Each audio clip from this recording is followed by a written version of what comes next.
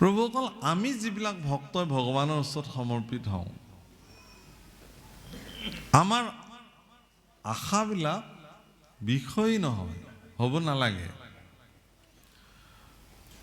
আমি এটা কথাত খুব বিশ্বাসী, আৰু এই কথাটো ভগৱান সকলো ভক্তৰ ওচৰতে নিবেদন কৰোঁ যে ভগৱানক সমৰ্পিত ভক্তসকলৰ কোনো শ্ৰেণী বিভাজন নাথাকে। মই আকৌ কৈছোঁ কথাখিনি, ভগৱানত সমৰ্পিত ভক্তসকলৰ কোনো শ্ৰেণী বিভাজন নাথাকে। এওঁলোক অমুক ভকত, তেখেতলোক তমুক ভকত। আজিকালি অপ্ৰিয় হ'লেও সত্য কথা এটা কওঁ, আজিকালি সমাজ ব্যৱস্থাবিলাকত ভকতৰ সম্প্ৰদায় ওলাল। বোলে শৰাই কোনে সাজিছে বা, বোলে মনে মনে থাকক দেই, আমাৰ ফালৰ ভকতে কৰা নাই, শুনক আৰু বলক ইয়াৰ পৰা, প্ৰসাদ নিবিলাওঁতে যাব লাগিব ইয়াৰ পৰা।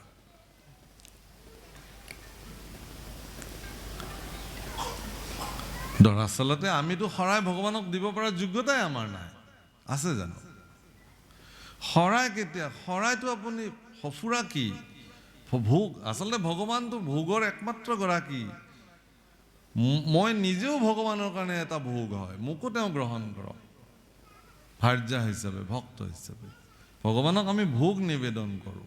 দৰাচলতে ভগৱানক আমি ভোগ দিওঁ, ভগৱানৰ কৃপা দৃষ্টি হ'লে সেয়া প্ৰসাদ হয়। নাপায়, নাযাবি, নুচুবি, নকৰিবি, আমুক বেয়া তামুক বেয়া, এই যিটো ব্যৱস্থা সমাজত প্ৰৱৰ্তিছে আজিৰ তাৰিখত, ই কিন্তু ভাগৱত ধৰ্মৰ বিৰোধিতা আৰম্ভ হৈ গৈছে। পদে পদে কেৱল নিজৰ খিনিয়ে যেন শুদ্ধ আৰু সত্য, বাকীসকলে যেন কৰিব পৰা নাই একো অশুদ্ধ, এনে মনোবৃত্তিয়ে দৰাচলতে ভাগৱত ধৰ্মক বিকৃত কৰিছে সমাজত। ভাগৱতৰ ব্যাখ্যাৰ ক্ষেত্ৰতো আমি দেখিবলৈ পাইছোঁ এতিয়া, খুব বিনম্ৰতাৰে মই এই কথা নিবেদন কৰিব খোজোঁ ভাগৱতীসকলক, যে কৃপা কৰি তেখেতলোকে ভাগৱতৰ প্ৰসংগ অনুযায়ী কওক। ভাগৱতৰ মাধ্যমেৰে কাকো নিন্দা কৰাটো কোনো কাৰণত উচিত হ'ব নোৱাৰে। ভাগৱতৰ পদৰ প্ৰাসংগিকতাত কাৰোবাৰ ধৰ্ম ব্যৱস্থাক সমালোচনা কৰাটো ভাগৱতে কেতিয়াও কোৱা নাই। আস্থা যাৰ, অস্মিতা যাৰ যেনেকুৱা, তেওঁ তেনেধৰণে আগবাঢ়িব, মোৰ ক'বলগীয়া নাই। ভগৱানক আপুনি কি ধৰণে ভজিব সেইটো আপুনি বুজিব। ভাগৱত শাস্ত্ৰই নিৰ্ণয় কৰিছে, ঠিক আছে, ভাগৱত শাস্ত্ৰই নিৰ্ণয় কৰিছে, কিন্তু ভাগৱত শাস্ত্ৰই কেনেধৰণে নিৰ্ণয় কৰিছে সেইটোও চাব লাগিব। কাৰোবাৰ মনত অসন্তুষ্টি প্ৰদান কৰি, কাৰোবাক কটু সমালোচনা কৰি, কাৰোবাক বেয়া বুলি দেখুৱাই দি পেলাই মই এটা শুদ্ধ ৰাস্তাৰে কিন্তু যাব নোৱাৰোঁ, এইটোও ঠিক। গতিকে সেই প্ৰভুসকল, ভাগৱত এভাগেই, মহাপুৰুষ আমাৰ এজনাই গুৰুজনা, তাৰ প্ৰপন্ন শিষ্য মহাপুৰুষ মাধৱদেৱ গুৰুজনাৰ দৰ্শন একেখিনিয়ে, আৰু পৃথিৱীত সমস্ত ভক্তসকল একেই ভগৱানৰ সমৰ্পিত ভক্ত, ভক্তৰ মাজত কোনো পাৰ্থক্য নাই। আৰু এইটোও ঠিক যে ভকতক আপুনি বিভাজিত কৰিব পৰা সামৰ্থ্য আপোনাৰ মোৰ নাই। ভকতক আমাৰ ভাগৱততে নিমিনবসিদ্ধ সংবাদত বা হেৰিত লিখিছে যে, তৃতীয় স্কন্ধটো কপিল দেৱতী সংবাদত উল্লেখ আছে যে প্ৰাকৃত ভাগৱত, মধ্যম ভাগৱত, উত্তম ভাগৱত, উত্তম ভাগৱত, এইবিলাক বৰ্ণন হৈছে। কিন্তু এইবিলাক কোনে ভাগ কৰিব? আপুনি মই পাৰিম জানো? আপোনাক মই চাৰ্টিফাইড কৰিব পাৰোঁ নেকি যে আপুনি উত্তম ভাগৱত ভকত? মই আপোনাক ক'ব পাৰিম নেকি যে আপুনি এতিয়াও উত্তম হ'ব পৰা নাই, আপুনি প্ৰাকৃত অধম ভকত হৈ আছে? কোনেও কাকো চাৰ্টিফাইড কৰিব নোৱাৰে, ক্ষমতাই নাই। আমাৰ দৃষ্টিত এটাই, আপোনালোক সকলো ভক্ত। এইটোও ঠিক, কোনোবাই যদি ভক্ত হোৱা নাই আৰু ভক্ত নোহোৱাকেও যদি তেওঁ ভক্তৰ সেৱা গ্ৰহণ কৰিছে, তেতিয়াহ'লে তাৰ পৰিণাম তেওঁ ভুগিব, সেৱা কৰোতাজনৰ একো নহয়। মইতো আপোনাক ভকতেই মানিছোঁ, আপুনি ভকত হ'ব পাৰিছেনে নাই সেইটো আপোনাৰ কথা, কিন্তু মোৰ দৃষ্টিত আপুনি ভগৱানৰ সেৱক, ভক্ত, এই বুলি মই আপোনাৰ চৰণত প্ৰণাম জনাইছোঁ। মোৰ সেৱা আপুনি গ্ৰহণ কৰি মোক কৃতাৰ্থ কৰক। হে প্ৰভুসকল, ভক্তসকল এই দৃষ্টিভংগীৰে যেতিয়া এজন ভক্ত নিৰ্মাণ হ'ব সমৰ্পিত মনোবৃত্তিৰে, তেওঁৰ প্ৰতি ভগৱানৰ যি কৃপা সেয়া আজি গোপী উদ্ধৱ সংবাদত প্ৰকাশিত হৈছে। ভগৱানক নাপাই পেলাই গোপীসকল জীৱনৰ সৰ্বোচ্চ যেন হেৰুৱাই পেলাইছে, পদে পদে তেওঁলোকে যেন সকলো হেৰুৱাইছে, এই কথা প্ৰকাশ কৰিছে। হে ৰাম কৃষ্ণ বিনে যেন ভৈল গোপীৰয় অৱস্থা,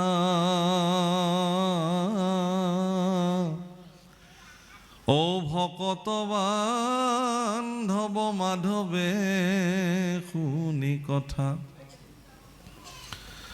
ও নসহে হৃদয় দুখে মনে গুণিলন্ত,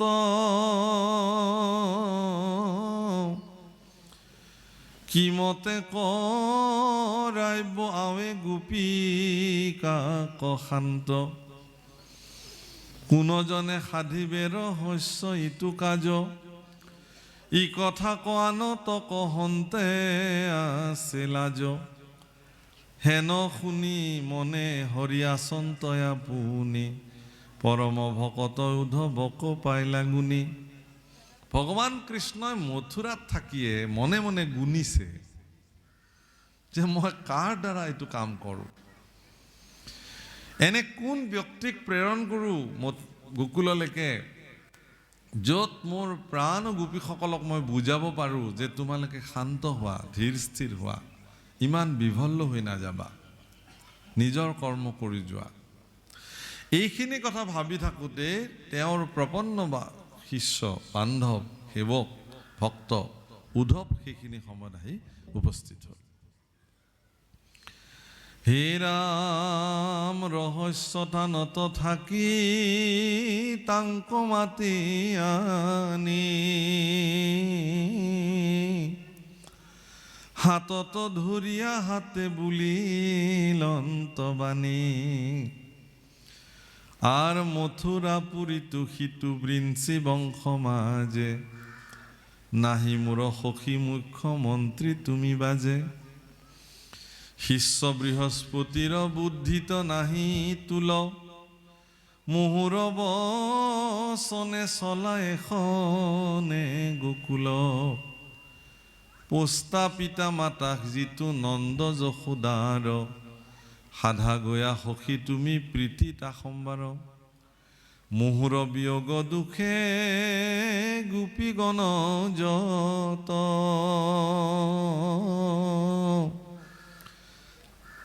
ও সাৰয় প্ৰাণ নাহি কাৰ চেতন গাঁৱত,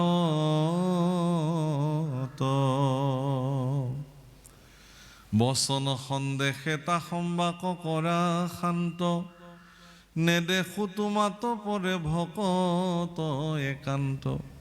মই এটা দুটা প্ৰসংগ আপোনালোকক কম আজি, বৰ ভাল লগা প্ৰসংগ, খুব ধুনীয়া। প্ৰভুসকল গোপী উদ্ধৱ সংবাদ মহাপুৰুষ গুৰুজনাই, মই আগতে উল্লেখ কৰিছোঁ যে ভক্তসকলক শৰণ দিবৰ কাৰণে পোনপ্ৰথমে গোপী উদ্ধৱ সংবাদ শাস্ত্ৰ মহাপুৰুষে বিশেষভাৱে বিৰোচন কৰিছিল। ভাগৱত শাস্ত্ৰত গোপী উদ্ধৱ সংবাদ উল্লেখ কৰিছে, আৰু বৰগীততো লিখিছে, উচ্চাংগ সংগীত আমি অলপ আগতে পৰিৱেশন কৰিছোঁ, উদ্ধৱ চলহু গোকুলে লাহে। প্ৰভুসকল ভগৱান কৃষ্ণই এটা শব্দ ব্যৱহাৰ কৰিছে যে তোমাৰ দৰে বন্ধু আৰু মোৰ মথুৰাত বেলেগ নাই, তোমাৰ বেটিৰে মুখ্যমন্ত্ৰীও মোৰ আৰু কোনো নাই। কাৰণ কংসক মৰাৰ পিছততো ভগৱান ৰজাই হ'ল, ক'বলৈ গ'লে মানে তেওঁৱেই অধিৰাজ হৈ গ'ল, যদিও তেওঁ কংসৰ পিতৃক পুনঃ ৰাজপাটত বহুৱাইছে, কিন্তু এতিয়াতো মথুৰাবাসীয়ে কৃষ্ণৰ কথাই শুনিব। কৃষ্ণক মন্ত্ৰণা দিবৰ কাৰণে এগৰাকী বুদ্ধিমান লোকক তেওঁ নিৰ্বাচন কৰিছিলে, সেইজন হ'ল বৃহস্পতিৰ শিষ্য পৰম বুদ্ধিমান উদ্ধৱ। তেওঁ দেখিলে ভগৱানে যে মোক এজন বিশ্বস্ত লোকৰ প্ৰয়োজন হ'ব আৰু সেইজন উদ্ধৱক তেওঁ নিৰূপণ কৰিলে। প্ৰভুসকল, ভগৱানে তেওঁৰ লগত কেনেধৰণৰ ব্যক্তি তেওঁৰ লগত থাকিব? আপোনালোকে চাব যে কৃষ্ণ উদ্ধৱ সংবাদ ভাগৱতৰ ১১ স্কন্ধত কৃষ্ণ বৈকুণ্ঠী প্ৰয়াণৰ সময়ত ভগৱান কৃষ্ণ আৰু উদ্ধৱে যি কথা পাতিছে, তাত উদ্ধৱে এটা কথা স্বীকাৰ কৰিছে, মই পিন্ধো সাৰ বস্ত্ৰ অলংকাৰ তোমাৰ উচিষ্ট খায়া। মই তোমাৰ আকৌ এটা কথা কৈছে, শয়নে ভজনে স্নান গোপ্যস্থানে সদা সেৱা কৰোঁ আমি। বৰ ডাঙৰ কথা। প্ৰভুসকল, আজি মই সামাজিক ব্যক্তি এগৰাকী, মই সত্ৰাধিকাৰ হিচাপে এগৰাকী সামাজিক ব্যক্তি, কিন্তু মই ২৪ ঘণ্টা সামাজিক ব্যক্তি হৈ থাকিব নোৱাৰোঁ। মোৰো ব্যক্তিগত সময় মোক প্ৰয়োজন আছে। মই স্নান কৰা সময়খিনি মোৰ ব্যক্তিগত সময়, মই ভোজন কৰা সময়খিনি মোৰ ব্যক্তিগত সময়, মই শয়ন কৰা সময়খিনি মোৰ ব্যক্তিগত সময়। এনেধৰণে ২৪ ঘণ্টাৰ যিখিনি সময় মই সম্পূৰ্ণ ব্যক্তিগত সময় হিচাপে কটাওঁ, সেই সময়খিনিত মই কাৰোবাৰ অধিকাৰটোক নিদিবও পাৰোঁ, সেইটো অনাধিকাৰ হ'ব। আজিও আমাৰ যিবিলাক আমাৰ উদাসীন পৰম্পৰাৰ যিসকল সত্ৰাধিকাৰ প্ৰভু ঈশ্বৰসকল আছে, আপোনালোকে আমাৰ উদাসীন পৰম্পৰাত এটা কথা আজিও মান্যতা আছে যে উদাসীন পৰম্পৰাৰ গোসাঁই ঈশ্বৰসকলে দুটা বস্তুত তেওঁলোক সম্পূৰ্ণ অকলে, শয়ন আৰু ভোজন। এই দুটাত কোনো সংগ তেওঁলোকক প্ৰয়োজন নাই। ভোজনো অকলে কৰিব, শয়নো তেওঁলোকে অকলে। এইবিলাক ব্যক্তিগত সময় তেওঁলোকৰ। আচ্ছা, ভগৱান কৃষ্ণ তেওঁ ভগৱান সমস্ত জগতৰ কাৰণে, হ'লেও তেওঁৰ ব্যক্তিগত জীৱন নাথাকিব নেকি? তেওঁৰো ব্যক্তিগত জীৱন আছে। ভগৱান কৃষ্ণৰো ব্যক্তিগত জীৱন আছে। ব্যক্তিগত জীৱন শয়নে ভোজন স্নান আৰু গোপ্যস্থান, তাতকৈও ৰহস্যযুক্ত সময় ভগৱানৰ আছিল। কিন্তু উদ্ধৱে নিজ মুখে স্বীকাৰ কৰিছে, হে ভগৱান, তুমি মোক এনেকুৱা এটা স্থানত ৰাখিলা যে মই তোমাৰ ব্যক্তিগত সময়তো মই তোমাৰ সেৱক। অৰ্থাৎ তুমি যেতিয়া স্নান কৰা মই তোমাৰ লগত থাকোঁ, মই তোমাক স্নান কৰাই দিওঁ। তোমাৰ শয়ন কক্ষত মই থাকিব পাৰোঁ, ভোজন কক্ষত মই থাকিব পাৰোঁ। ভাবকচোন এতিয়া উদ্ধৱক কিমান অধিকাৰ ভগৱানে প্ৰদান কৰিছে। কিয় দিছে এইটো অধিকাৰ?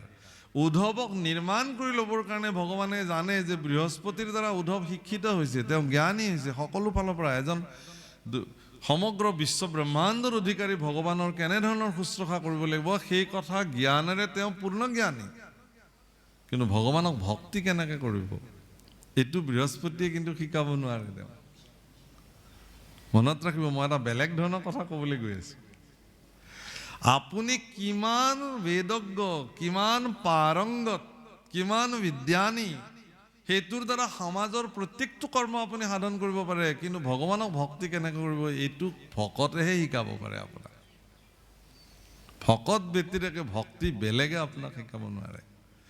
উদ্ধৱক যেতিয়া নিৰ্ণয় কৰি লৈছিল ভগৱানে যে এওঁ মোৰ লগত থাকিব গোটেই মই প্ৰয়াণ নকৰালৈকে, সমস্ত মোৰ কাৰ্যৱলীত তেওঁ মোক মুখ্যমন্ত্ৰীৰ ভূমিকা গ্ৰহণ কৰিব, কিন্তু উদ্ধৱৰ চব আছে, এটা বস্তুৰ অভাৱ আছে, সেইটো হ'ল মোক কেনেকুৱা ভক্তি কৰিব লাগে, কোনটো ভক্তি মই ভাল পাওঁ। সেই ভক্তিটোৰ ট্ৰেইনিং ল'বৰ কাৰণে ভগৱান কৃষ্ণই উদ্ধৱক ৩ মাহ কাল সুদীৰ্ঘ ৯০টা দিন গোপীসকলৰ লগত প্ৰেৰণ কৰিলে, যা তাতে থাকগে। কেলে? ভগৱান অন্তৰ্যামী নহয় নেকি? সাধাৰণ যুক্তি। গোপীসকলে কি কৰি আছে, কেনেকে তেওঁৰ হৈ কান্দি আছে, ভগৱানে কি মথুৰাত থাকি দেখা নাই নেকি? আৰু বেছি দূৰো নহয় মথুৰাৰ পৰা, দিনতে যায় দিনতে উভতি আহিব পাৰে। ভগৱানে কেলে এবাৰ দিনৰ ভিতৰতে গৈ গোপীসকলৰ খবৰ লৈ আহিব নোৱাৰে নেকি? অৱশ্যে এইটোও ঠিক, গোকুললৈ গ'লে হয়তো গোকুলৰ নাৰীসকলে ভগৱানক আহিবলৈ নিদিব। আৰু এইটোও ঠিক যে গোকুলৰ নাৰীসকলে তেওঁলোকৰ মৰ্যাদাৰ ভিতৰত থাকি পেলাই তেওঁলোকে মথুৰাত অহা নাছিলে, কাৰণ সেইটো মৰ্যাদা আছিল তেওঁলোকৰ। গতিকে উদ্ধৱক ক'লে তুমি যোৱা, তুমি গোপীসকলৰ মাজলৈ যোৱা। হামুচিত বিত নিত হামা কুধিয়ানা আৰে ধৰ লবি উগে গোপী কথম মুপি প্ৰাণা হামু চিত্তবৃত্ত গোপী হামাকো ধিয়ানা এনেকুৱা এটা ক্ষণ নাই এনেকুৱা এটা মুহূৰ্ত নাই যিটো মুহূৰ্তত গোপীসকলে ভগৱানক নভবাকে থাকে ভগৱানক নিচিন্তাকে থাকে তুমি তেওঁলোকৰ মাজলৈ যোৱা আৰু মোৰ বাৰ্তাখিনি লৈ যোৱা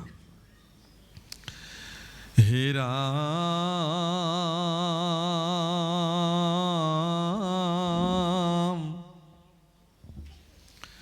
ৰাম বস হেন বাবু লিবাবৰ পৰ গোপিকা সকল তাসম্বাক শান্ত কৰিবাৰ কোন ফল হে ৰাম সিটো গোপী সব মোৰ প্ৰাণতয় অধিক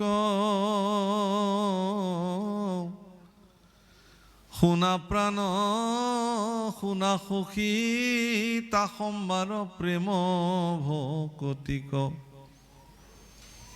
তুমি হয়তো মোক এনেকে সুধিব পাৰা হে উদ্ধৱ যে আনৰ নাৰীসকলক সন্তুষ্টি কৰিব লাগে এইটোনো কি ডাঙৰ কথা কি হ'ব তাৰ পৰা কাৰোবাৰ ঘৈণীয়েকে খোৱা নাই তোমাৰ কি লাভ হ'ব তাতে হে উদ্ধৱ মইনো কি বুলি কওঁ তেওঁলোক মোৰ প্ৰাণত অধিক মোৰ প্ৰাণতকৈও তেওঁলোক অধিক কাৰণ তেওঁলোক মোৰ ভক্তা হয় ভগৱানৰ কাৰণে ভক্তই জগতৰ সৰ্বশ্ৰেষ্ঠ আৰু ভক্তসকলৰ কাৰণে ভগৱানৰ দুখানি অভয়চনে জগতৰ শ্ৰেষ্ঠ বিত্ত গতিকে তুমি যোৱা হে ৰাম মোৰ অৰ্থে এৰিলে গৃহৰ যত সুখ পতি পুত্ৰ বিষয়ক দেশ মহা দুখ ৰাম মোকে সেবল্লভ প্ৰিয়া আত্মা বুলি মানে মোকে মাত্ৰ স্মৰে মনে একোৱে নজানে মোৰ অৰ্থে লোকধৰ্ম চাৰিলা বিষয় সিজনক দেও মোৰ ঐশ্বৰ্য নিশ্চয় মোৰ কাৰণে যিবিলাকে লোকধৰ্ম পৰম্পৰা সমাজ বংশ কুটুম্ব ধন বৃত্ত পতি পুত্ৰ সকলো পৰিত্যাগ যিজনে কৰিব পাৰিছে মই তেওঁক চব দিব পাৰোঁ মোৰ কাৰণে সকলো তেওঁলোকে যেন দিব পাৰিছে গতিকে তেওঁলোক মোৰ কাৰণে প্ৰাণ সম গতিকে হে উদ্ধৱ তুমি তেওঁৰ খবৰ লোৱাগে হে ৰাম মোৰ অৰ্থে ৰাম আইলে মধুপুৰী মুখত দেখিতে নপাৱে মুহুৰ বিৰহ তাপয়াতি তনুতাৱে পৰম বিভল্ল ভাৱে মোৰ গুণ গাই ক্ষণে ক্ষণে মুক মাত্ৰ স্মৰি মূৰ্ছা যায় গোপী সবে ৰাখি আছে আর গোপী সবে রাখি আছে সি কারণে প্রাণ ও বান্ধব উদ্ধব শুনা তাহার নিদান